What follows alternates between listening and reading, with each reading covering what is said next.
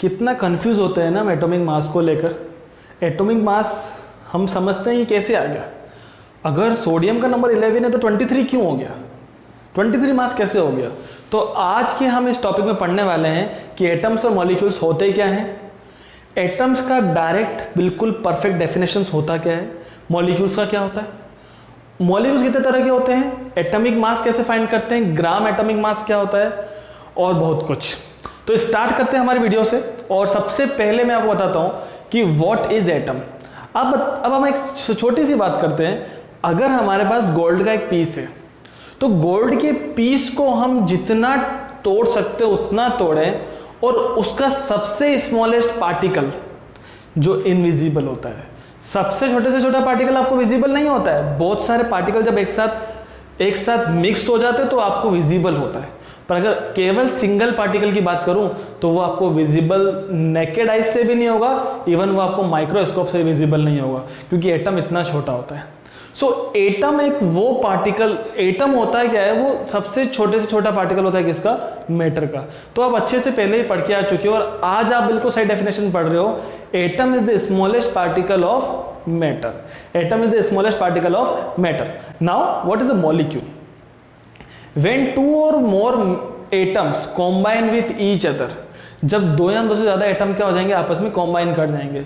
जैसे आपका फेवरेट एक एटम है हाइड्रोजन और दूसरा फेवरेट है ऑक्सीजन, दोनों को कॉम्बाइन कर दिया तो ब्रेन स्टॉर्मिंग करो कि हाइड्रोजन और ऑक्सीजन को मिला के बनता क्या है, water, that is H2O। So H2O is the molecule. बोलते हैं ना वाटर का मॉलिक्यूल, राइट। सो दो या दो से जो ज्यादा एटम जब आपस में कॉम्बाइन हो जाएंगे, क्या समझा रहा हूं मैं आपको, दो या दो से ज्यादा एटम आपस में कॉम्बाइन हो जाएंगे, उसे हम क्या कहते हैं, मॉलिक्यूल। मॉलिक्यूल दो तरीके के होते हैं। Molecules are of two type. The first is homoatomic molecule, the second is heteroatomic molecule.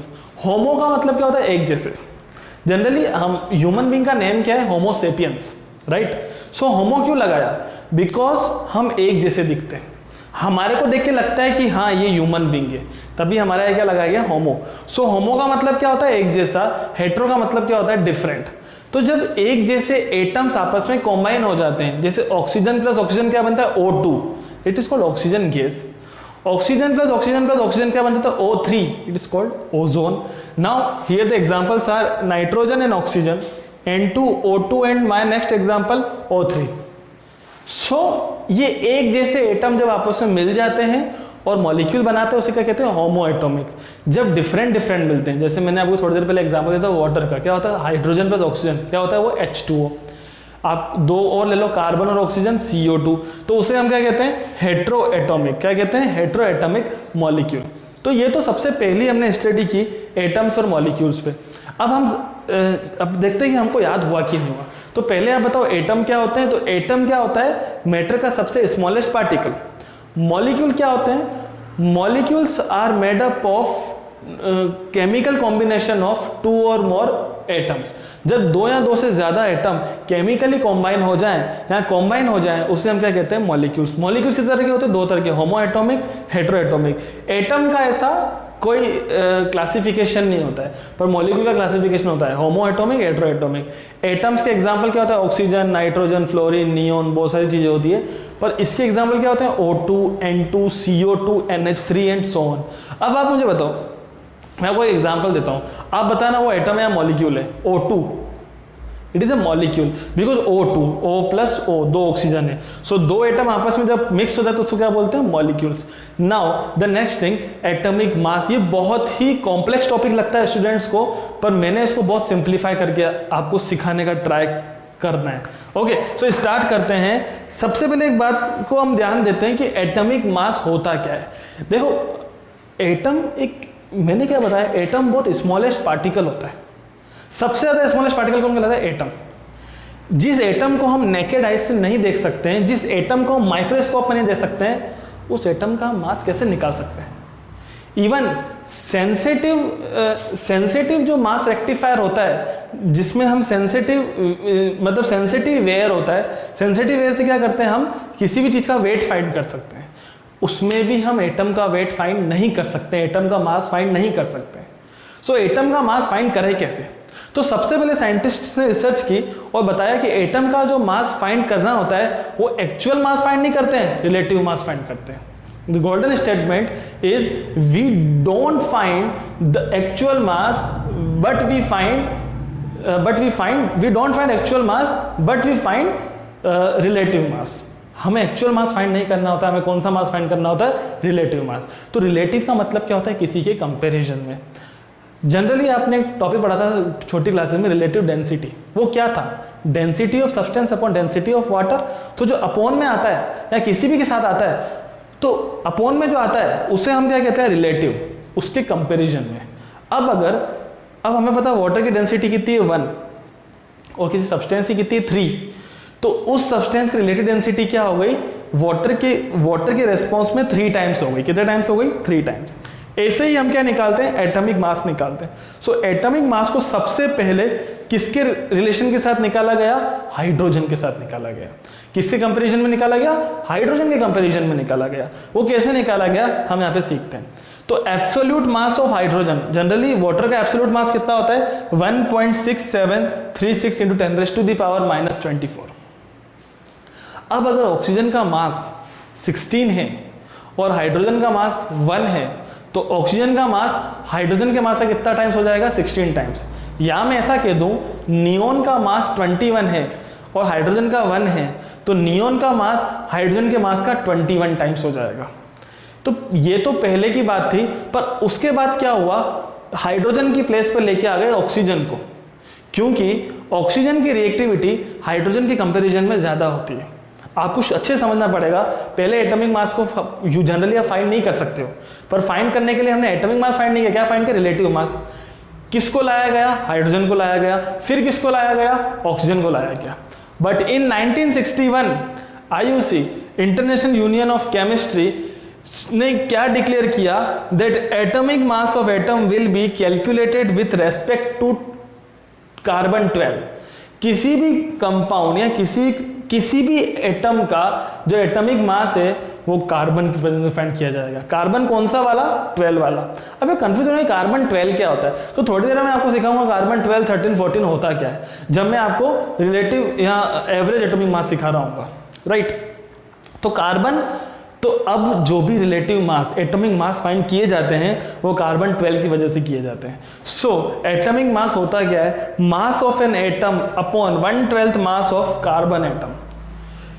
किसी भी एटम के मास में 1/12 मास ऑफ कार्बन एटम ये फिक्स होता है, इसका डिवाइड देने पर क्या आता है, एटॉमिक मास आता है।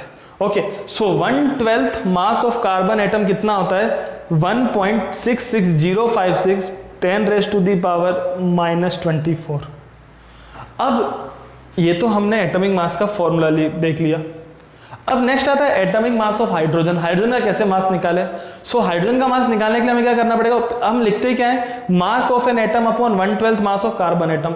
अब हाइड्रोजन का मास कितना होता है, 1.6736 10⁻⁻24 अपॉन 1/12 मास ऑफ कार्बन कितना होता है, 1.66056 10⁻⁻24। ये कैंसिल हो जाएगा और जब इसका इसमें डिवाइड दिया जाएगा तो कितना आता है, 1.008। और एक्चुअली हाइड्रोजन का मास कितना होता है, 1.008 ही होता है, राइट। तो हमने ऐसे क्या सीखा, एटॉमिक मास कैसे निकाले जाते हैं। जनरली एटॉमिक मास को रिप्रेजेंट करने के लिए जो यूनिट लगती है वो लगती है एटॉमिक मास यूनिट। जनरली हम 1.008 के बाद क्या लगाते हैं, U लगाते हैं। U is called atomic mass unit. पर अगर हम इस U को चेंज कर दें किसके साथ, ग्राम के साथ, अगर हम 1.008 U की जगह बोले 1.008 ग्राम, तो उससे हम एटॉमिक मास नहीं कहेंगे, क्या कहेंगे, ग्राम एटॉमिक मास। ओके, जब हम इस एटॉमिक मास यूनिट को, या जब हम किसी भी एलिमेंट के एटॉमिक मास को या किसी भी एटम के एटॉमिक मास को ग्राम में रिप्रेजेंट करें, when we represent any atomic mass in the form of gram, the atomic mass is not atomic mass, it will form gram atomic mass, right. अब हम सीखते हैं, जो हमें मेन चीज सीखनी है वो हमें सीखनी है कि हम किसी भी चीज का एवरेज एटॉमिक मास कैसे फाइंड करते हैं। और एवरेज एटॉमिक मास फाइंड करने के बाद मैं आपको सिखाऊंगा कि अगर कोई भी एलिमेंट के 2 आइसोटॉपिक फॉर्म हैं, तो आइसोटॉपिक फॉर्म होते हुए उसका एक सिंगल मास कैसे आता है, राइट। तो हम सीखते हैं। सबसे पहले क्या हम सीख रहे हैं, एवरेज एटॉमिक मास। तो हम इसको सीखेंगे दो एलिमेंट पर, क्लोरीन के दो एलिमेंट है। नंबर कितना होता है इसका 17, और एक क्लोरीन का मास होता है 35 और एक का होता है 37। इसको क्या कहते हैं, isotope. So isotope are atom of element, isotopes are the atom of element which has same atomic number but different atomic mass। क्या नीचे की तरफ नंबर लिखे जाते हैं, ऊपर तरफ मास लिखे जाते हैं। ओके, तो आइसोटोप वो होते हैं ऐसे एलिमेंट्स, ऐसे एटम के एलिमेंट जिसके नंबर तो सेम है पर मास क्या होता है, डिफरेंस। अब इस क्लोरीन का, ये वाला जो क्लोरीन है वो नेचर में कितना परसेंट अवेलेबल है, 75%, और ये वाला क्लोरीन कितना परसेंट अवेलेबल है, 25%। तो मास कैसे निकालते हैं, मतलब क्या निकालना है हमें, एवरेज एटॉमिक मास। हम कैसे फाइंड करते हैं, जो क्लोरीन का मास है कितना 35 into percentage upon 100 plus 37 into percentage upon 100। आपको मैंने हमेशा एक बात सिखाई है कि मैं अपॉन के 100 को बिल्कुल भी नहीं छेड़ता हूँ। सो मैं क्या करूँगा, 35 को 75 से मल्टीप्लाई कर लूँगा। सो 35 5 जा 35 5 कितना होता है, 175 and 175 and 72 45 and 245 and 17 2620 upon 100। On the other hand 37 into 25 925 upon 100। कितने जीरो हैं, 2, तो यहाँ पीछे 2 के बाद क्या लग जाएगा, पॉइंट। 26.25 प्लस 9.25, इन दोनों का सम कितना आएगा, 35.50। मैं किस में लिखूंगा, ग्राम में। ग्राम बोलूंगा तो क्या बोलेंगे, ग्राम एटॉमिक मास। यू बोलूंगा तो क्या बोलेंगे, ओनली एटॉमिक मास। ओके, तो क्लोरीन का मास कितना था, 35.50। जीरो को भूल जाओ। क्या मास होता है क्लोरीन का, 35.5।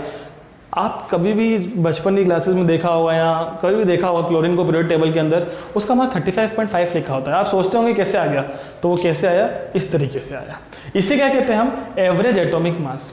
अब मैं आपके सामने एक न्यूमेरिकल करके बताता हूँ जिसमें एवरेज एटॉमिक मास तो दे रखा है, पर वो आपको पूछ रहा है कि जैसे भी हम बोल रखा है ना कि ये वाला क्लोरीन 75% और ये वाला क्लोरीन 25%, तो वो आपको पूछेगा कि कितने कितने परसेंटेज वाला होगा। मैं आपको क्वेश्चन सिखाता हूँ।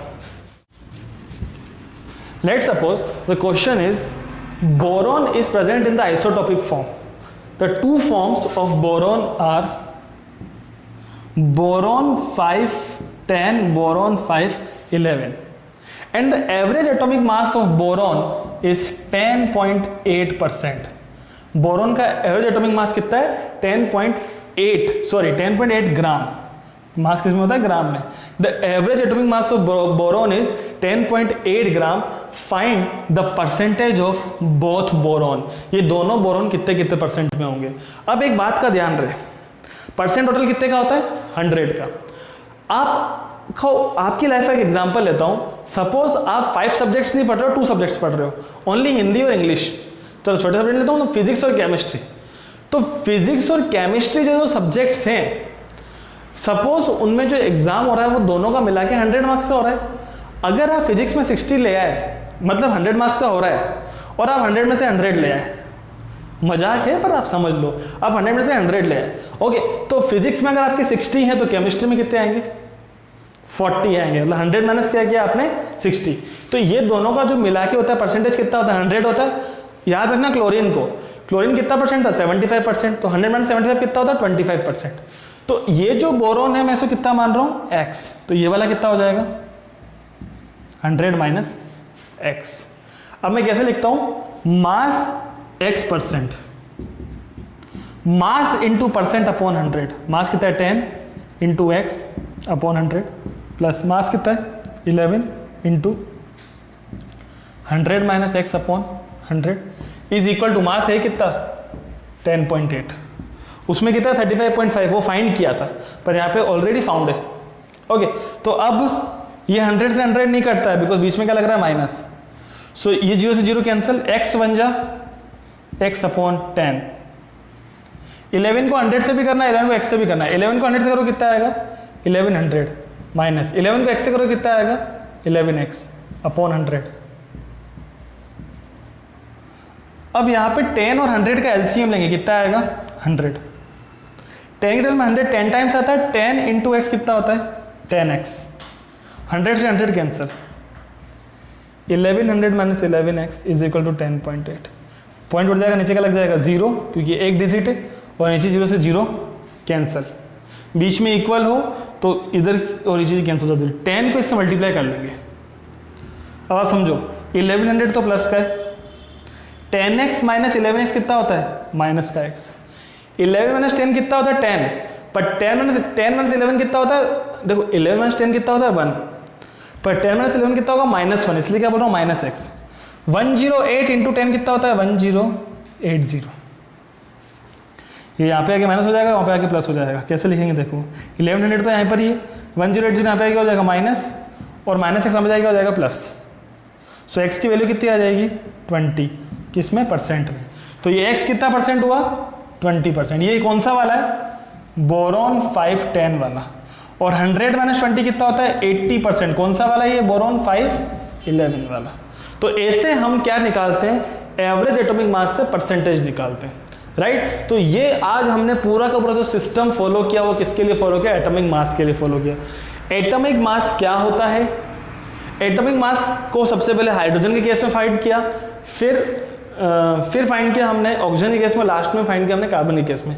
मैंने आपको हाइड्रोजन का फाइंड करके भी दिखाया, कितना आया 1.008। अगर आपने मेरी वीडियो लास्ट तक देखी है सो आप एक काम वापस करना, अगर आपने नोट्स नहीं बनाया तो वीडियो को शुरू से चालू करके फिर से नोट्स बनाइएगा। मैं डेली बेसिस पर आपको वीडियो देता जाऊंगा और आप बार बार नोट्स बनाइएगा। Thank you so much, thanks a lot.